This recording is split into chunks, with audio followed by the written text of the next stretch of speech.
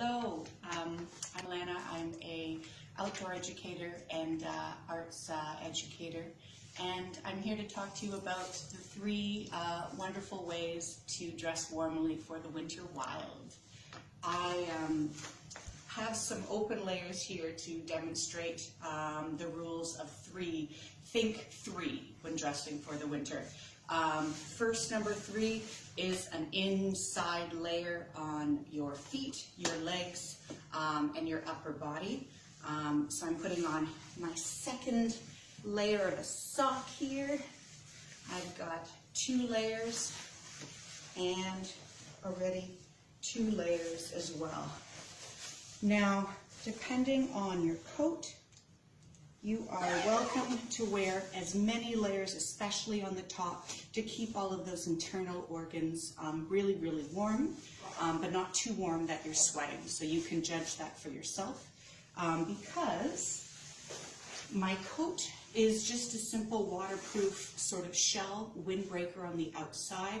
I'm actually wearing a lot of insulate and non-cotton, like a poly or a down sort of material. This helps create a bigger barrier between you and the cold.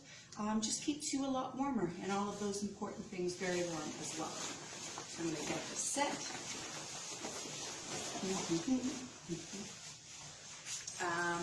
Because that rule of 3 extends to the bottom layers, I'm also putting on like a waterproof windbreaker for my pants as well. Your call as to whether that's insulated or just a simple rain wear sort of outer.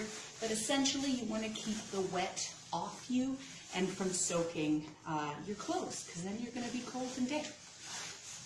Put that on here. Woo. Few layers happening. Now, one of the ways, especially if you're enjoying the winter and you're predicting some outdoor play, I recommend what is called a gaiter. This goes on top of your outdoor footwear and over the top of your socks. That way any snow is not getting caught in your ankle area and melting because of the heat of your body and actually becoming water and wet into your sock area. So that sucks. So you can use a gaiter. If you want to be super economical around it and utilize some one-time plastics, you can just use a simple bag and actually put this over over your outdoor layer and stick your foot right in. Right? For long hikes, I would not recommend this trick, because you might create more sweat and therefore moisture that's in your sock anyway. But it's a great way, especially for just outdoor play, that you're eventually heading back inside afterwards.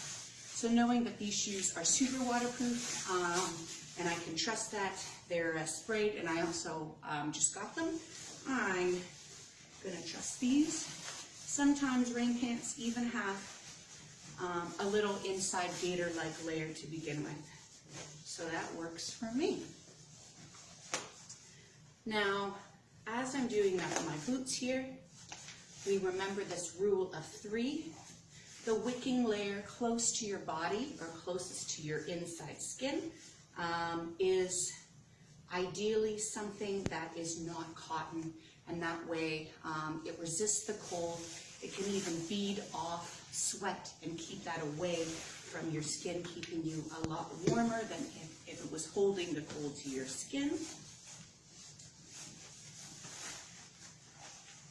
And as you have a pretty good example of my feet now being 2 socks and waterproof shoes, I have on my legs a inner layer,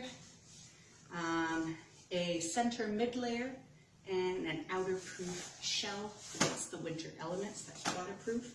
I have the same on my upper here. I'm going to do that up just before I go outside. The last thought, especially if it's as icy as it is today, you can use something like an extra grip. They're fantastic in like slippery, sort of icy weather, not particularly good for sinking snow, so then you might want to turn to like something heavier like a snowshoe, where you're kind of balancing out and walking on snow this way. But this is great for helping against slippery. In terms, my associate Stanley here is looking quite ready for the winter as well. I even wear a center inner sort of merino wool, which I really love for not only resisting odor, but keeping me warm on the inside. I can bring that up. I have my scarf, and I already have something to cover my ears. If I was going out for a long time and I'm wanting to keep the heat, I'd also wear my hat.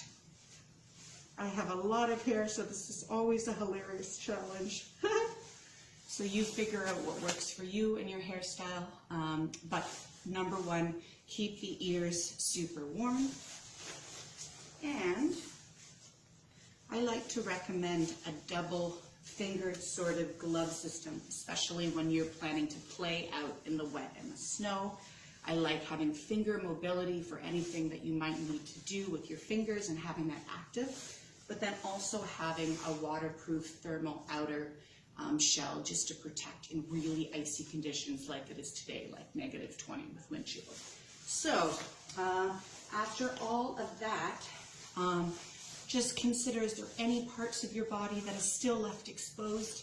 And of course, the face is a really big thing. So I highly, highly recommend, even though it's snowy outside and it looks kind of cloudy, still use a protective layer like a sunscreen or some sort of oil that protects against the elements.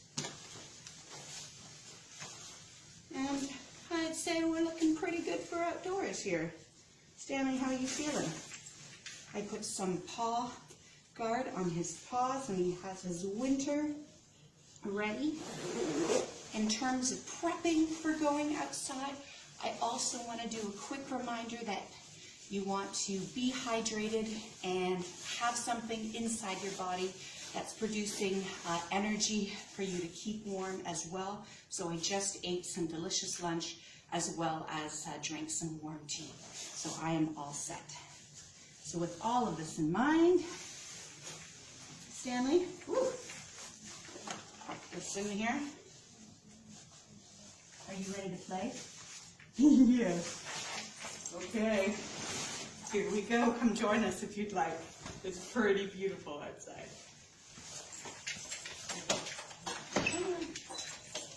Ooh.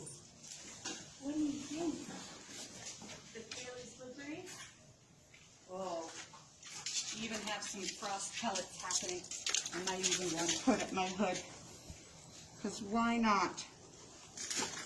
Wherever you are celebrating this beautiful Canadian winter, I wish you warmth, a lot of forward thinking, and just have a great time. Thanks for listening. What are you doing?